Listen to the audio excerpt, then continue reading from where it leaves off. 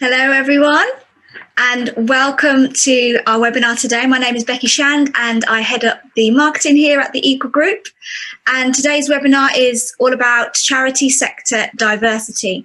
So during this webinar, our aim is to share practical advice and honest personal perspectives to empower the charity sector to move from just talking about EDI to doing something more tangible to improve it. So we'll be discussing some of the challenges faced around equality, diversity and inclusion within the sector, as well as strategies for EDI within your organisation so that you can better reflect the people that you serve. So today you'll be hearing from Alonge, who is the CEO and founder of the Equal Group. For those of you who don't know, Mac has a wealth of experience in EDI consultancy, advising KPMG, National Grid and the UK government. We will also be joined by our special guest, who I'm very excited about, Martha Awojobi, who's Director of JMB Consulting. And Martha is a champion for positive change in the charity sector and has urged decision makers to prioritise racial justice. So you'll be hearing more from her very soon. But if you have any questions along the way throughout this webinar, then please post them in the Zoom chat. And we have allocated time at the end of the webinar to answer as many questions as we can. But also feel free to comment, if something resonates with you and you can relate to what we're talking about, please, drop a comment. We like the engagement. And we encourage you to share pictures of the webinar or maybe capture a thought that stood out to you. Share it on social media with the hashtag TEGwebinar. And don't forget to tag us at the Equal Group on Instagram, Twitter and LinkedIn. So we've done a few little bit of introductions, but Martha, is there anything else you would like to say before we dive into some discussions? Thank you for having me. Yeah, thanks for having me. I'm excited, a bit nervous, but that's my usual state of being. Yeah, as for me, I think, thank you for joining us today. I think this is going to be a really interesting conversation, hoping to make it as interactive as possible. So please do engage via the chat. Martha is absolutely one of my favourite people in the charity sector. Thanks. Super talented, got lots of insight. So really looking forward to this conversation. That's so nice. Thanks, Mac. Oh, that's wonderful. Well, thank you everyone for joining us again. And so let's get into some discussion. So the first question I'm going to go for direct to you, Mac. So what are the key challenges in terms of equality, diversity, inclusion that you believe need to be addressed within the charity sector as a whole? Yeah, really good question. I think for me, as an organisation, as you know, we'll focus on data. So data needs to sit first and foremost at the heart of everything that organisations do. And what we mean by data isn't just kind of the quantitative. I think a lot of people focus on people in places, numbers, and looking at representation first and foremost. But what we try to do is expand that out to cover the qualitative side of things. So there's no point having kind of a 50-50 gender split or representation in terms of ethnicity if people of different ethnicities, genders, sexual orientations have a vastly different experience to their counterparts. It's really about shedding light on those differences, understanding them from a deep and meaningful perspective, really taking the time to understand what these differences are, how they've occurred. So what is it? Is it kind of cultural? Is it structural? And also looking towards kind of a greater vision of what does equality, diversity and inclusion mean for you? What does it look like? What does it feel like? What are the gaps that you currently have within the way that you do things? And also just looking for opportunities to be a little bit more creative and innovative in terms of how you approach things. One of my greatest frustrations in this area is that everybody thinks that you can solve equality, diversity and inclusion with, an annual unconscious bias training session. And unfortunately, it's not as simple as that. So it's really about digging deep into that. And I think obviously that there's opportunities to look at specific issues as well. And I think Martha has got some great insight in terms of the differences in terms of ethnicity, in terms of kind of racism and the work that needs to happen in tackling that.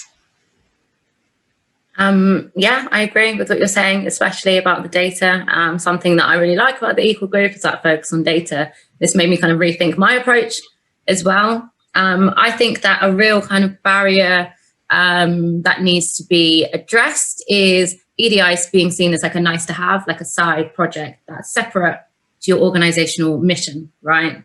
And like that means that it's not really taken seriously. It's not embedded into the kind of institutional frameworks of organizations. So like, how serious are people really being about it? It's like one person who's the head of, or a manager who has very little budget and actually very little organizational buy-in. And I think often it's like, we've hired our EDI manager or our head of EDI, and actually their job is so difficult. You end up with like extreme burnout. It's like kind of one person doing the work that should be done by the entire organization with very little budget and like emotional support. And sometimes that person sits in HR and that actually can be a big barrier as well. And I think, it not being seen as part of an organizational strategy is a real misstep that the charity sector keeps making. Yeah, I think it's funny that you kind of say that we often talk about the HR dynamic as a kind of a tongue-in-cheek thing, and it does typically end up with that people management lens. And for me, there's a greater need for leaders to really understand their role in it. I think it's quite easy to see it as a HR issue, as a people issue, but leadership is about people. It's about understanding the people that work within your organization, understanding kind of the dynamics that are at play, both internally and externally, and making room for kind of doing better and improving your approach generally. Guys, so Martha, this one's for you. So, we've all seen what's taken place over the last year with regards to Black Lives Matter. But what do you think have been some of the biggest barriers faced in tackling racism within the charity sector? So, it's hard to even know where to begin. I think I've changed my mind a few times in the course of the year. Well, I've actually made the mistake of thinking that we're a bit further along in terms of education than we truly are, And I think, a lack of education is a huge barrier. I mean, people are having conversations about racism and trying to tackle structural racism when they don't even know what the definition of racism is. People are working from a definition that's inaccurate.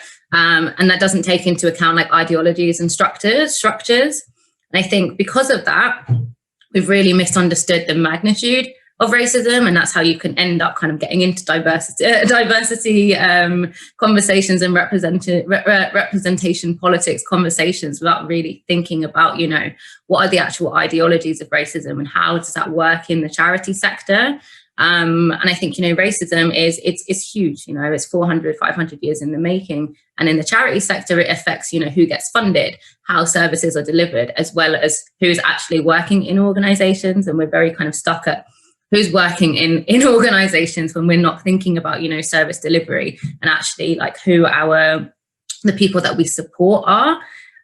Something that I find really has been a barrier in even just talking about racism is this kind of false dichotomy that racism is about good and bad, right? It's about good people are not racist, bad people are racist. So people's minds, when you say racism exists or like you've done something racist, it's like you've called them Hitler, which is, not true. And, this false dichotomy, like it protects white supremacy and it stops us from being able to have really actual adult conversations about structural issues. When we take things out of the personal and start looking at racism as structures, set of beliefs, culture, history, and economics, like we can actually begin to have the conversation. But because we're getting stuck at like good and bad, it halts the conversation before it even begins. And I think, something that you touched on, Mac, is that lack of data. We're rushing to come up with solutions when we don't know what the problems are. So in order to prove your anti-racist credentials as an organization, people are putting out statements, putting together these plans, and actually like they have no idea what the experience is of people of color in their organizations. Some of them have never thought to ask. And that kind of feeds into that like very kind of white savior mentality that we have in our sector. Our sector is rooted in massive part in colonialism, in paternalism. right? And even our approach to anti-racism, it's not collaborative and it's not actually based on data. It's kind of based on assumptions that have been made by leadership teams that often don't represent the people that they're trying to support. So I think, yeah, it's not even getting to grips with the basics and kind of like rushing to kind of do this performative anti-racist work, which isn't anti-racist work, it's statements and performances. That's what I think. Yeah, I think just to kind of reflect on what you're saying about the good versus bad dynamic, I think a lot of the time there's a tendency to get quite sensitive about racism to the point where people are often more insulted by being called a racist than actually being racist or doing something that can be perceived as racism. And for me, it's about a lack of understanding, as you said, as to what racism is, what it looks like, and the way that it manifests within organizations. So having processes where your outcomes are markedly different depending on your race demonstrates that systemically that there is racism at play. And that may not be intentional. It may not have been kind of a conspiracy to keep a certain group down or to keep a certain group out. But the fact that it's become an outcome means that there is something to address. And really it's about not being overly sensitive about that. You know, this is one of the reasons that we focus on the data so much, because once you can demonstrate in using data the difference of outcomes based on either race, sexual orientation, gender, etc., that becomes a much easier conversation to have in terms of changing that dynamic going forward and making sure that you have mechanisms in place to stop that being the outcome going forward. Yeah, I totally agree. I think we don't place enough emphasis on culture either. We can go straight to like policies as well when we're tackling racism without thinking of like culture and policy going hand in hand. And I think, you know, it's so important to be able to look at this like from an objective standpoint and like having that data really like backs things up. But people don't believe that you can quantify inclusion. And I think we need to kind of like stop thinking of data as like, you know, how many people of color do we have? Because we know that often doesn't make a difference. And actually, you know, some of the organizations that have the worst track record on race can be led by people of color. And, you know, that kind of serves as a barrier in itself, because you've got that person of color in the CEO role. Does that mean that we fix institutional racism? But actually, you know, that person of color then has to kind of bear the brunt of it all and like be like, you know, the race equality champion when they have very little support from, you know, their leadership teams, their middle managers. And actually, you know, it's kind of like a false ideal that putting someone at the helm is actually going to make a difference when it's about institutional mechanisms. It's about looking at your entire organizational framework with a fine-tooth comb and picking, you know, dismantling those barriers rather than just whacking a brown face at the top. And we know that doesn't work. We've seen that in, you know, our current government. Just having, you know, a few people of color who are in these kinds of positions, like, doesn't stop, you know, mass deportations, and it doesn't stop critical race theory from being, you know, bashed in the media.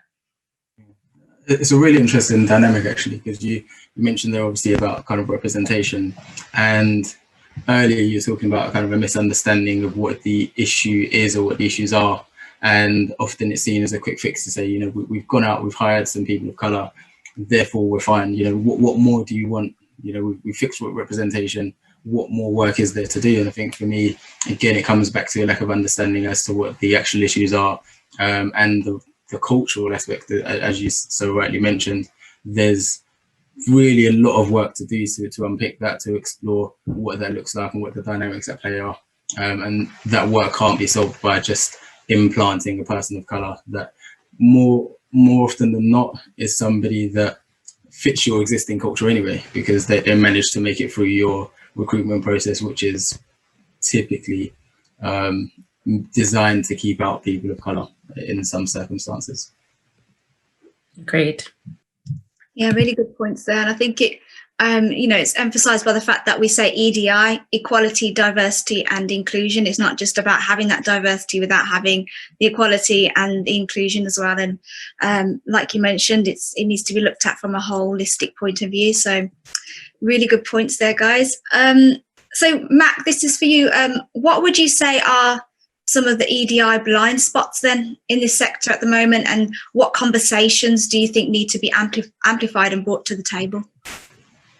Yeah, so I think there's significant blind spots in terms of the supply chain. So often charities don't work in isolation, they work with partners, and really it's about understanding the impact that your supply chain has on the general dynamic across the sector. I think the charity sector, from kind of looking from the outside in, I've not worked in charities, we've worked with a couple of charities, but my observation of the charity sector is that it's quite a tight-knit community. And Martha can probably shed a little bit more light on this, but I get the impression that a lot of the charities know each other, they work with the same partners, they often have the same networks. So it's really about diversifying that network and reaching out beyond kind of the immediate. My background is in the energy sector. The energy sector is quite similar in terms of everybody knows each other, everybody shares similar networks. And what that can do is that can act as a soft barrier to say, actually, if you're not part of the sector, if you're not part of the that network, it then becomes a little bit more difficult for you to gain entry or to even understand what the opportunities are at play. So that's kind of one of the blind spots that I observe. I think another blind spot is in relation to the funding dynamic. And again, I think Martha can shed a little bit more light on that, in that what are the expected outputs of kind of funding, what are people incentivized to deliver versus not deliver. And again, this can skew the seriousness with which people understand and tackle equality, diversity, and inclusion. I think the final blind spot that I would touch on is governance. I think, and without kind of bashing the Charity Commission, it's it's worth noting that the way that the sector is governed and managed has a lot to say for kind of what gets done, what doesn't. And yeah, I guess I'll pass over to Martha. I know she's got a lot of insight in this area. Yeah, no, I agree with you. I think if we're looking at kind of what power is telling us from that kind of governance and funding perspective, it is that EDI is still not a priority, right? If anything, it feels like our governance structures are actually kind of working in countenance to a charity's core mission, right? They're saying that we can't be political, that we can't campaign around structural issues, when really these structural and systemic issues are the very reason that the charity sector exists in the first place. We pick up the slack for the government. Most organizations shouldn't exist if we had a decent welfare state, right? And I think, there's a real kind of, there's a real kind of, I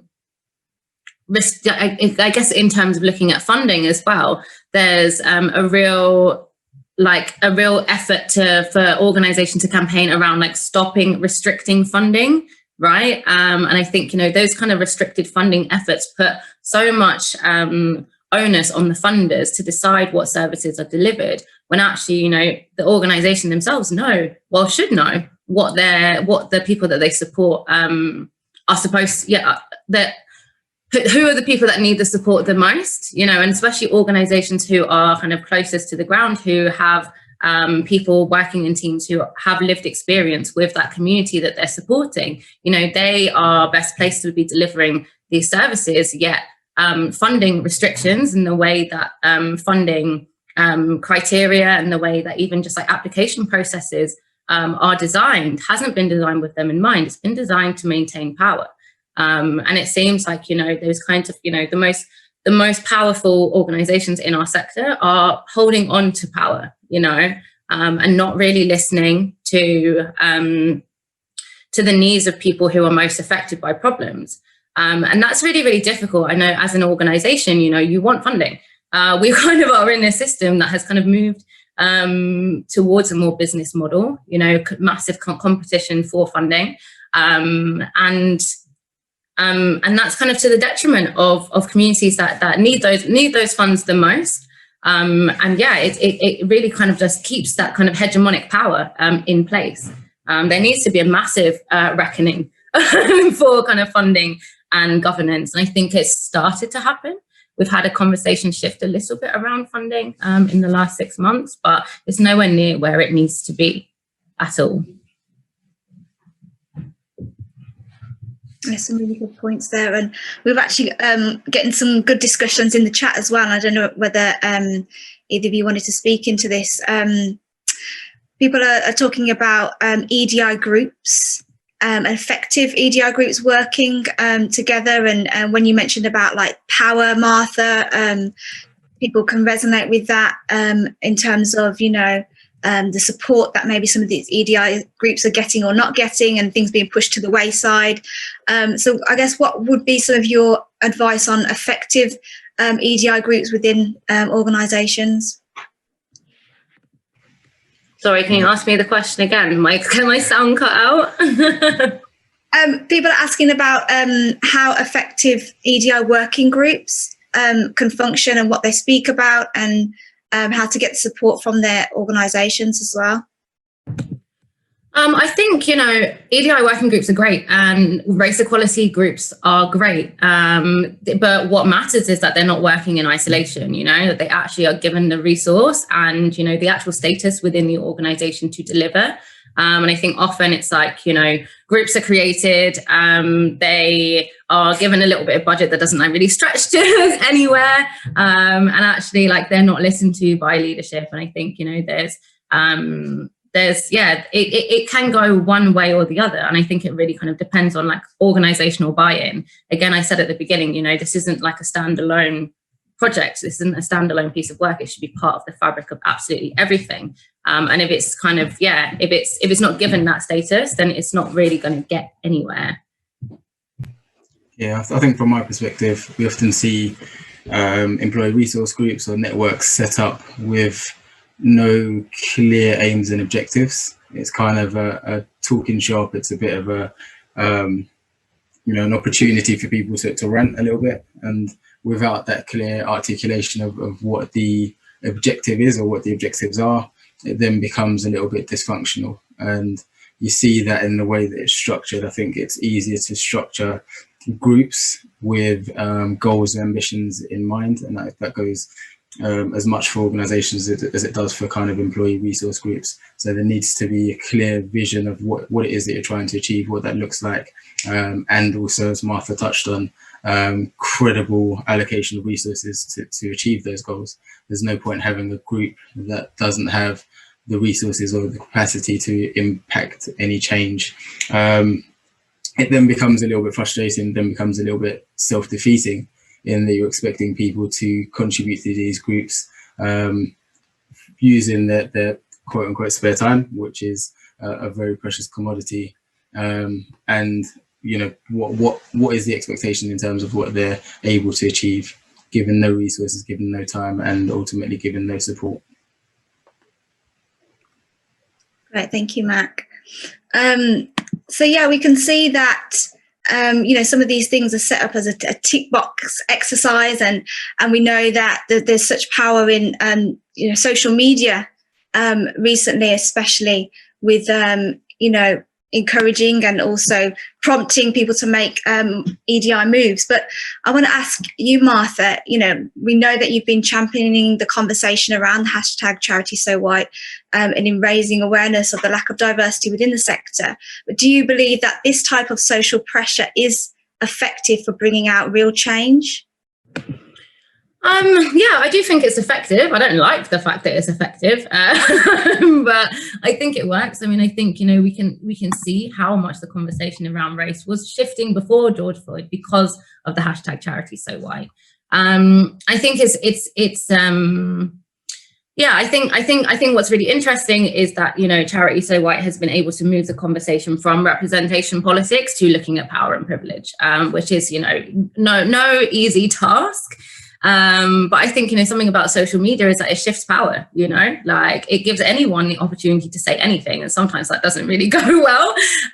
But it also means that actually we can challenge power in a way that we've never been able to do before, and we can build power collectively with each other, you know, especially as people of colour who are left out of conversations, you know, around power and privilege, and left out of the decision-making table. I think for the first time, organizations can't just preach one thing and do something different on the inside, because they will get caught out. And it's kind of the first time that actually organizations have been afraid of that kind of PR and like public backlash.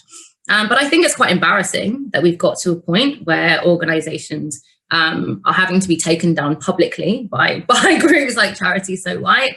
And it's, you know, whether or not that is a genuine, like the reason is for genuine change, if it creates genuine change in the long run, and actually, you know, people hold up their hands and say, we've done this wrong, we've gone about this the wrong way, like what can we do to improve?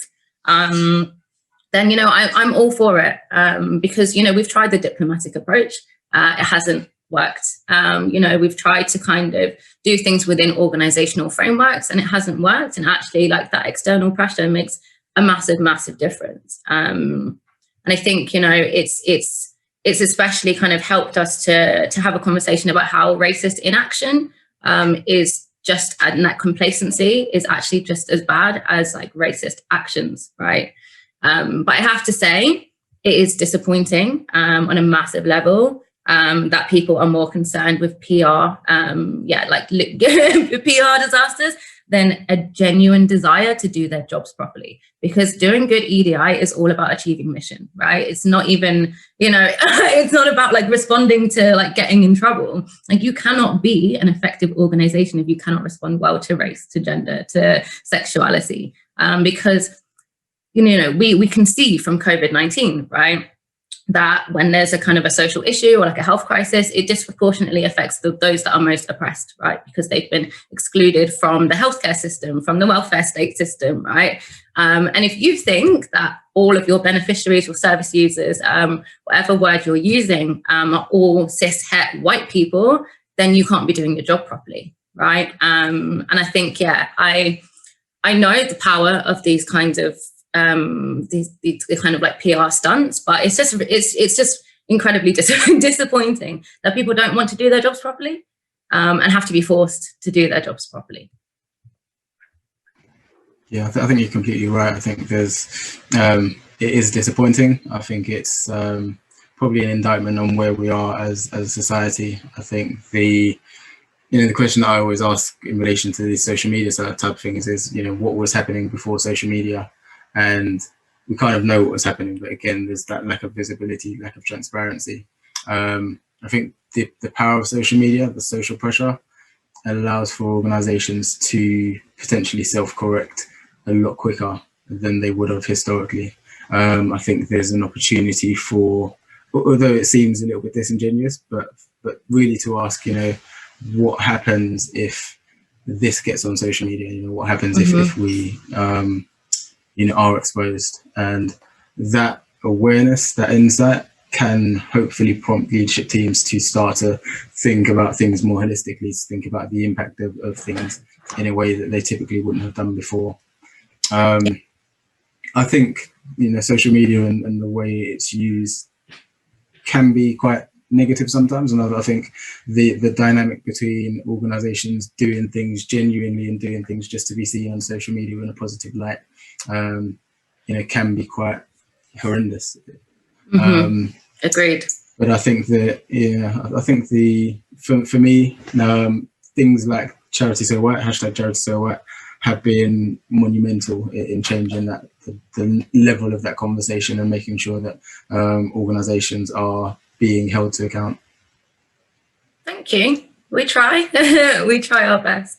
And I think, there's a real fear around apologizing. I don't know where that's come from. Maybe we as British people, we as the charity sector just don't know how to say sorry and say that we've made a mistake. Like even today, we've been flagged that we use language that isn't inclusive, like talking about blind spots is not inclusive, but I can just say, oh, I'm really sorry, we didn't pick that up. And actually next time we won't do that. It's quite simple, but I think as a sector, we're just so preoccupied with being good people that like even just like being able to admit fault is like almost impossible, because it would be somehow like admitting that we're not good people, even though I think it's very immature to think that like the people in your life who you think are good people are like not capable of making mistakes.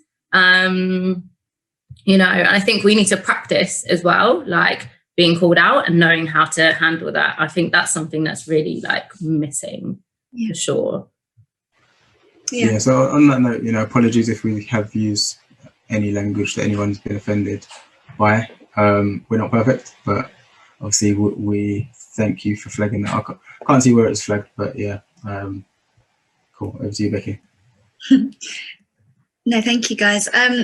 Yeah, no, some great points there about, you know, just being honest, open, not being afraid to apologise. And I think all of these are good signs of leadership as well, which leads me on to my final question. Mac, in your opinion, what does true leadership look like, especially at middle management level within the sector?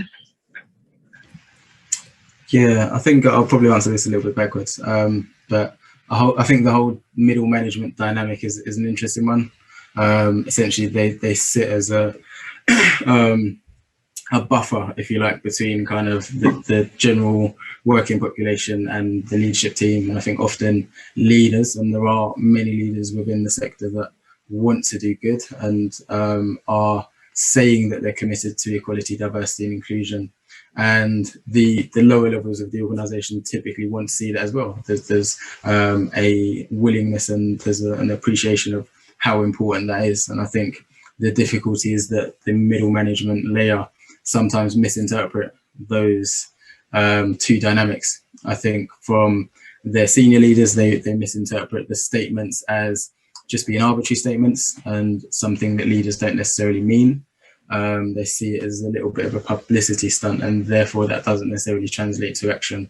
And I think where they look to their, I guess, subordinates, for lack of better terminology, and they are hearing concerns, sometimes they misinterpret those concerns. So, you know, concerns about racism, concerns about bullying, concerns about harassment or the use of language can be construed as troublemaking, can be construed as people making excuses for poor performance. So really there needs to be a greater appreciation of the impact of middle management, the impact of leadership.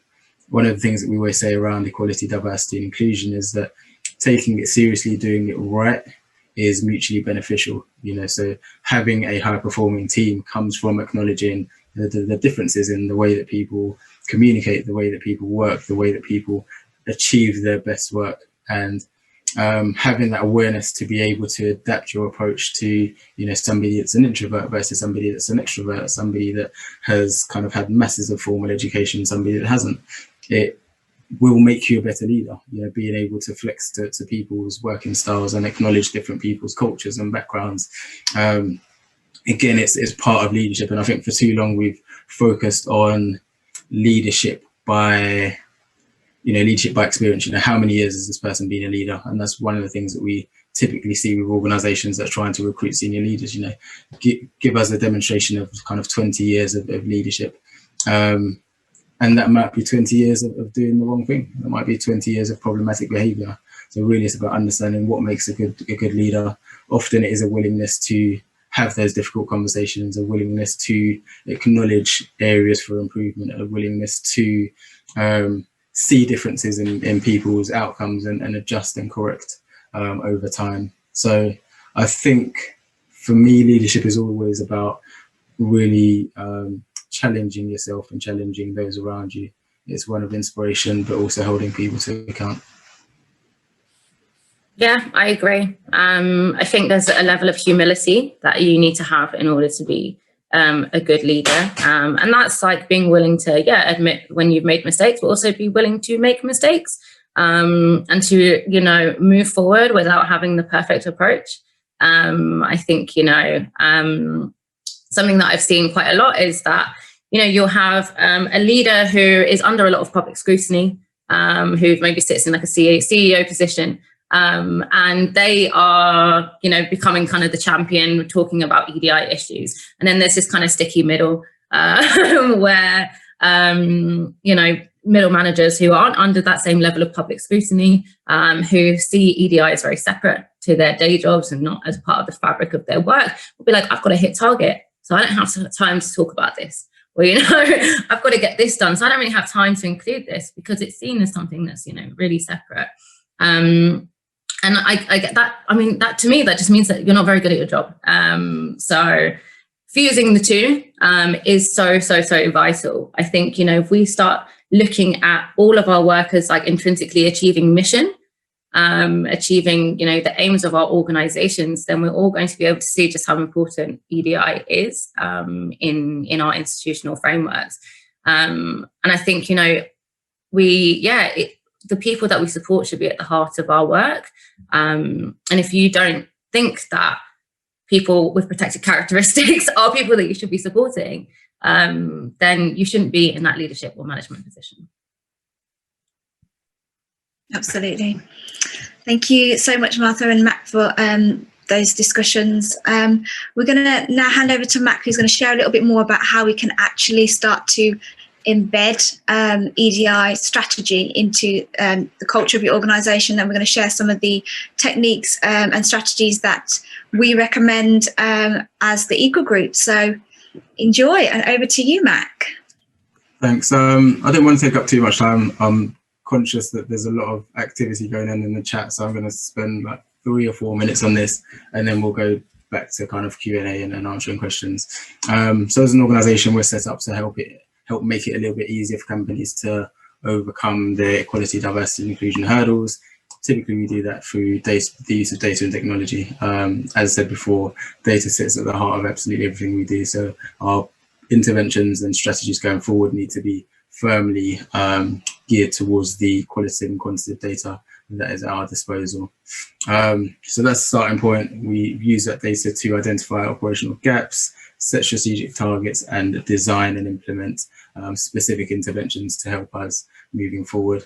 And again, it's about encouraging companies to take a holistic and evolutionary approach to this. This isn't something that can be done as a one-off. It needs continual focus. It needs kind of a reiterating plan year on year to ensure that you're identifying gaps continuously and not just stopping. So I just wanted to shed a little bit of light on the approach that we take when working with organizations. Typically, we propose that organizations do an annual audit. So looking at your quantitative and qualitative data to understand where you are, where your areas for opportunity of improvement are, and making sure that there's a consistent, coherent plan to address those going forward. So the first stage, this first intervention is typically consultation and audit. Consultation is really geared around and understanding what you're trying to achieve in relation to your equality, diversity and inclusion work. Coming up with a little bit of comms, so understanding how you communicate that absolutely sits at the heart of everything we do. I'll touch on a little bit later what that looks like. We then deliver a data audit, as well as kind of in-depth focus groups if there is a need. And then the outputs and evaluation are really fundamental to ensuring that, firstly, everybody within your organisation understands what your key issues are, and then also our recommendations. We've developed dashboards that help to articulate some of those issues more coherently. In terms of the audit, we typically follow a 3-stage process. So engagement first and foremost, understanding that internal engagement will help you to kind of communicate to your staff in an effective manner. Data collection typically takes between 2 and 4 weeks, depending on the scope of that. And then reporting and recommendations. So with the outputs, we provide recommendations to you as to where your efforts will be best prioritized going forward. And obviously there's follow-up available if you would like our assistance in terms of some of that implementation work. So just to go through kind of what that implementation looks like. So looking at things strategically, as Martha mentioned, it's important that you align equality, diversity and inclusion to what you're trying to achieve as an organization. That makes it a lot easier to build that into the way that you do things on a day-to-day basis. We can look at kind of policies and processes to understand areas for improvement.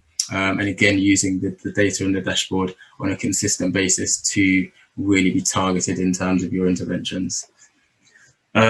Those interventions may be in the form of training, coaching, support for specific campaigns around specific demographics, or also more detailed things around recruitment processes, leadership programs, and ensuring that your operating environment is consistent with a drive towards greater levels of inclusion. And then finally, kind of in the fourth quarter, we look at how your equality, diversity, inclusion is embedded into your everyday work. So really being targeted and specific about how effective your interventions have been, taking feedback from staff in relation to what they would like to see improved. And again, this is an iterative process, so the work that we do in Q4 feeds into your annual process for Q1 over the next year. So, as I said, super quick run through. Please do reach out to us if you would like further information as to what that process looks like. But I'll pass over to Becky to take us through Q&A. Did you want me to keep the slides up? No, you don't have to. Okay, cool. Thank you, Mac. There's some good feedback come through from what you just shared as well. And just a quick side note to say that we will be delving into more details about our audits and our processes in another webinar, follow-up webinar, which I will give details about that at the end of the webinar. But we're going to go into some Q&A now. We've had a range of questions come in during the course of the webinar, which I'd like to touch on and get Mac and Martha's thoughts on. But again, if you do have any questions that you haven't already shared, please pop them in the chat and we'll do our best to get through as many as possible. So we've got one from Jamie who says, what are some of the problems that you've observed in orgs led by POC? Do they tend to replicate the same mistakes as white-led? So POC, people of colour. Shall I take that? Yeah, I mean, you know, it's the same mistakes for sure.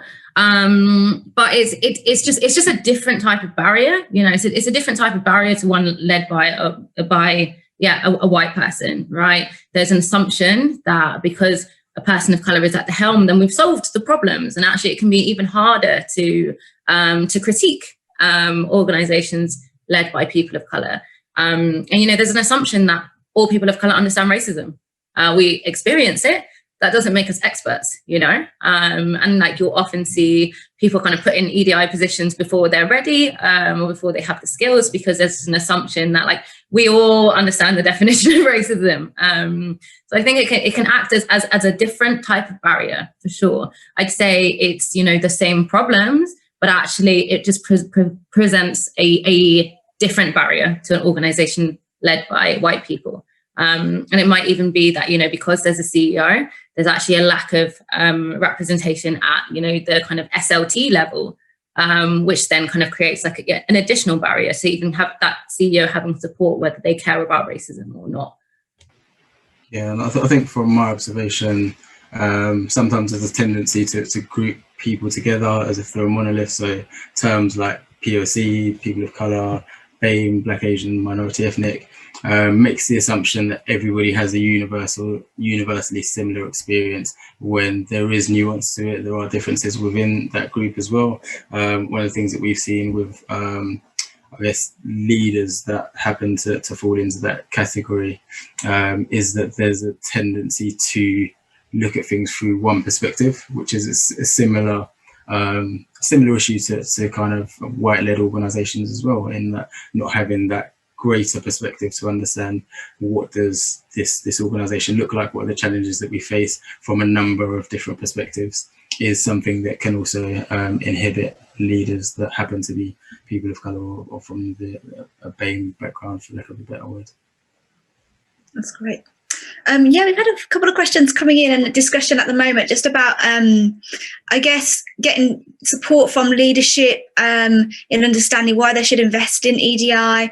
Henry also said, you know, how can we convince senior leaders that an external audit or consultancy would be useful? You know, so far they haven't got the internal backing to do something like this. A lot of people feel like they're out on their own. What would be your suggestions for those people? I would just say a basic suggestion, like it's a waste of money to start running before you're walking with EDI, right? If you don't know your data, if you don't have that anything to kind of back up your decisions, what you'll end up doing is kind of like just shooting in the dark, creating a whole bunch of processes that actually could be completely meaningless for your organization, and you waste that money anyway. So it's actually better to make that initial investment so that you can strategically do this piece of work, because it can be done strategically. You know, I think, you know, there's just this clambering to like have the label of being good people. We're good people now, we've got a strategy, but actually you would never do a marketing strategy based on assumptions. Like you would never do any kind of strategies based on assumptions. It's just not smart work. Why would EDI be any different, right? Yeah, completely agree. I think for me, and this is kind of some work that we've done historically to understand what does a business case look like for you. And unfortunately, there's a need to collect significant data to understand, you know, who's leaving the organization, who engages with the organization, who performs in the organization. All of these things can be rooted in poor or good equality, diversity, and inclusion, but you need to start somewhere. As Martha said, we can't just continue to make assumptions about these things. There has to be a bit of a line in the sand to say, you know, we need to understand this going forward. It's imperative to what we do. Absolutely. A question from Amira. She says, what good practice have you seen in charities? Where have you seen change be really well embedded, especially maybe where the charity has started from not a great starting point, but you've seen some improvement? That's a really hard one. I hate to be like, this charity is awesome, because you just don't know what's going on behind closed doors. I can say in terms of like organizations that have held their hands up and said that we have not done a good job and we need to improve, Stonewall has done that quite publicly, you know, around trans inclusion and around race. I'd say an organization that I think is really interesting at the moment that's making some, I wouldn't call them brave choices, it's just doing your job properly. And we keep saying it's like brave to do the right thing, but, you know, looking at like inclusive language around like periods and like birthing, an organization called Birthrights and an organization called Bloody Good Period, who have kind of stopped using gendered language and have said, you know, just people who have periods, people with vaginas, rather than it being like women this and women that. And actually, you know, it comes with significant backlash, but that is the kind of, that's the right thing to do. And I think, yeah, I really like Bloody Good Period. And I think, you know, they're a really, really good example of an organization that has thought so carefully about being inclusive in every single aspect of their work. They don't even use like case studies. They don't show pictures. They don't show stories unless someone who's used their service wants it, right? So there's like none of this kind of voyeuristic, like white savior marketing campaigns. And they've been incredibly successful because they take it seriously. And we can see that. And their donors can see that. They don't, you know, they're thoughtful about who they accept money from. They won't accept any money from organizations who talk about periods as though they're dirty. Like, you know, always and all of that. Like they won't make partnerships like that. I think they're a really, really, really good example. And they've been doing that since day. So I think it's really hard for an organization who has a terrible track record to suddenly become, you know, great overnight. It takes a lot of work. Yeah. Yeah, I think for me, so there are companies that are doing some really great work. And I don't want to kind of sound biased and start naming companies that we're working with, but the National Trust, you know, we coincidentally happen to be working with, done some great work in terms of understanding equality, diversity, inclusion, the impact that has for them as an organisation. I know Wendy's on the line from Samaritans, and they're really challenging how they become more culturally aware of kind of the calls that they might have from people from different demographics. So there are kind of a lot of organisations, charities doing great work, but I think it's about having that wider perspective to understand the impact of what you do, and the way that your the way that your services are shaped to impact different people differently. Mm-hmm. Yeah. Cool. Thank you. So some more questions. Luke would like to know a little bit more about recruitment processes and maybe some of the best practices in making these more inclusive. I'll go to, I think Martha's doing some interesting work in recruitment recently, haven't you? Well, yeah, I am. I used to work in recruitment, and it was the worst time of my life. Like professionally, it was really hard because I was seeing like just how racist people were. You know, like people actually, and it was like, you know, in like the 2014, like people binning CVs like from like people who had names that were funny sounding, like literal words that were said in this organization. Meanwhile, I'm sitting there with my funny sounding surname being like, oh my gosh. I'd say, yeah, like you can do a complete overhaul of your recruitment process. It just doesn't work. Giving people the questions in advance makes a massive difference. Actually kind of just like really like just removing some of those like weird power barriers. Sometimes just removing the table itself, like going on a walk with CEOs, not being just interviewed by people who are of like senior management positions. I've never been interviewed by a woman of color in my life, let alone a Black woman. I had one interview with a man of color, but most interviews I've been in, I've been like, gosh, I hope these people are not racist. And already I've got an extra barrier that like, you know, my white counterparts are not even having to think about. I think being really intentional about, you know, again, like where you failed.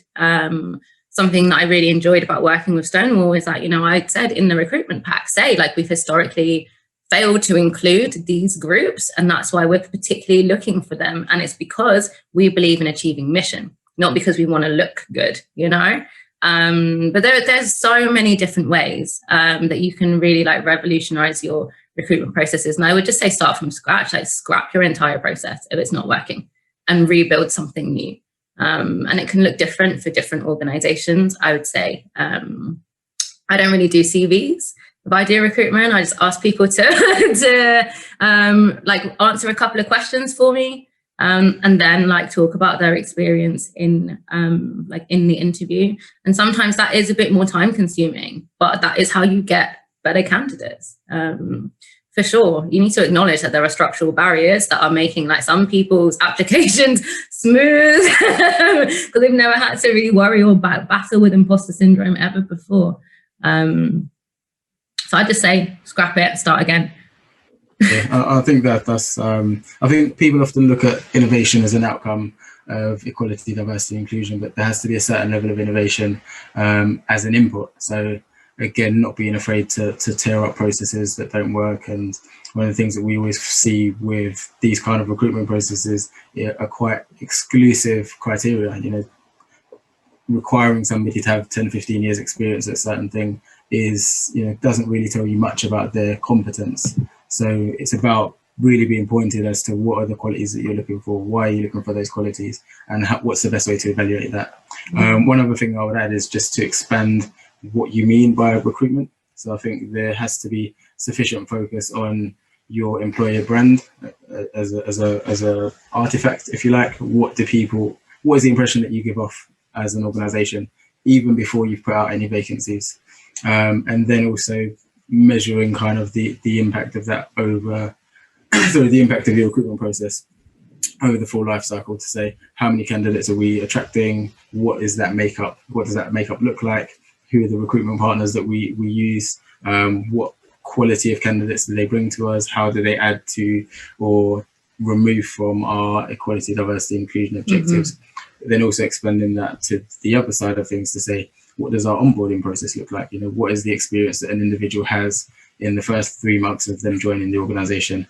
And is that different for different types of people? Yeah.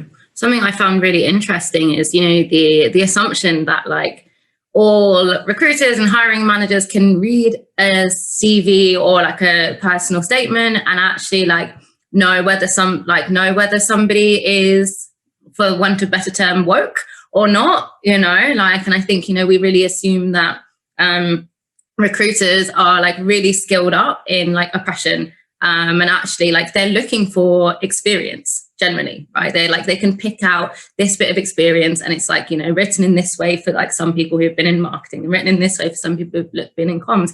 But actually, like if you're looking for someone who can respond well to EDI and to diversity and to inclusion, like that's actually like not always in those consultant skill sets. And it's really thinking about how can you hire someone who can do that. It's okay if you can't do it. It's totally okay. Like just find someone who can. And, you know, that was part of the reason I really enjoyed working with Stonewall. They knew where they were lacking in experience and where they weren't able to quite see or read for anti-racism. And they asked me to come in and do it. And actually, you know, we've had some really interesting hires come from doing that process. But it's about testing and trying, you know. And again, like, you know, people think that they're going to change things and then the first day it's going to be like the outcome's going to be different. But, you know, that's just not how things work. You've got to be open to making mistakes, but we cannot continue the way things are. So true. So when it comes to recruitment, when it comes to, I guess, assessing how inclusive and diverse a company is, you know, we've talked about the importance of data. We've had a question about, you know, somebody who gets this excuse a lot, that there's not enough recipients to collect data without disclosing people's IDs. I think this one's for you, Matt. Do you have advice or a response on this? They've said that they've been collecting for over 5 years, or until enough have responded. What would you advise? Yeah, I'm not quite sure I understand the question. I think I can maybe assume what the question is. It's about kind of a lack of disclosure and also small groups which risk obviously anonymity. So in terms of a lack of disclosure, typically that's down to a lack of trust. So really it's about understanding why individuals don't necessarily trust you with their data. A lot of that is down to the perception of how you handle that data and what that data is being used for. So there's a need for a greater level of transparency in communicating and articulating how that data is going to be used. Also how it's not going to be used, which is equally as important. But really, as I think Martha articulated quite well, to say, look, this is important to us because it underlines our mission, what we're trying to achieve from an organizational perspective. This is fundamental to the way in which we do things. In terms of the kind of smaller groups, you know, not being able to identify different groups because of smaller cohort sizes is something that has to be taken into consideration. But you can use kind of grouping, you can use a number of different kind of data and analysis techniques to overcome some of that. So you can have a conversation offline, potentially we can talk you through that. Thank you, Matt. And one final question for Martha. How would you define racism? You've talked about the definitions of racism. Just set it straight for everybody for us. Yeah, I tend to use the Runnymede Trust definition, which is like, can I say it word for word? Probably not, but you know, it's about power. It's about the elevation of some people in a population to positions of primacy and domination, and the denigration and subordination of others, right? And it's in the main, it's kind of enacted through our institutional frameworks. It's about who has access to jobs, who has access to resource, who struggles in the criminal justice system, who is unfairly targeted by police, you know, who is safe in society. And, you know, it's propped up by these kinds of ideologies around who's deserving and who isn't deserving, around who's intelligent and who isn't, around who's frightening. And it's all kind of, you know, that mix of the institutional and these kinds of perceived biological and cultural failings. And I think, you know, it's much bigger than we're willing to admit. And it really is about kind of like tarnishing entire groups, painting entire groups with a brush based on their perceived biological and cultural failings, and using institutional frameworks in order to carry on those ideologies. Which is probably not the definition that you're used to. It just shows we all need to, you know, educate ourselves and delve into this even deeper. So, but thank you so much, Martha, for coming and joining us today. It's been so insightful. Thank you for having me. It's been great. I love the Equal Group. I'm a massive fan, so it's a treat for me too. We love you too. Oh, thanks, Mike. All right. Thank you everybody for joining us. Our next webinar is going to be all about how to create an effective, successful EDI strategy, where we'll be diving into even more techniques and tips. So you can join us on Wednesday, the 24th of February at 11 a.m. We'll be sending out an email to follow with details. So look out for that, and also look out for a recording from today's session. But thank you so much for joining us. Please send email feedback. Let us know how you've got on, how you found the session. If you've got more questions, then please fire them at contact@theequalgroup.com. Yes, so thank you everybody, and we will see you soon.